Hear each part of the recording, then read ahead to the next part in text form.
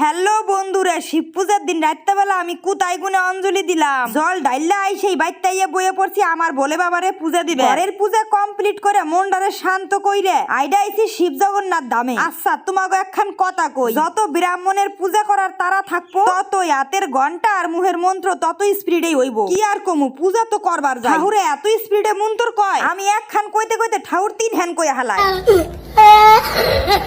আর এই যে পূজার অঞ্জলি, আগে জানতাম 3 বার ফুল নিয়ে 3 বার অঞ্জলি দিউন লাগে, কিন্তু এই 2-3টা বছর ধরে দেখবার নাকছি একবার ফুল নিয়ে 3 বারের মন্ত্র কইয়া অঞ্জলি দেওয়া কমপ্লিট। আর এসে যজ্ঞের ফুড়া নিয়ে একটু ডামরু বাজাই নিলাম। এইদিকে বেবাকেই জল ডালবার নাকছে, আর দাদাই কয় কি এবুনু আয় তোর কপালে তিলক কাটি দিই, দেইছেনে মুখখান কি সুন্দর দেখা যায়। সব শেষে বাবার আরতি কইরে ঘি দই দুধ ডাইলে আমার পূজা সম্পূর্ণ করলাম। রাত জাইগে 4 প্রহর জল ডালবার পারুম না, কারণ আমাকে জমি নাগানাগি পড়ছে। রাত জাগলে আর ভোরবেলা উইডা কাম করবার পারুম না। তো বলে বাবা তুমি ভালো থাইহো আর সবাইরে ভালো রাইহো। আর আমার মিনি ব্লগ এখানেই সমাপ্ত করলাম। দেখা হইব পরের ভিডিওতে।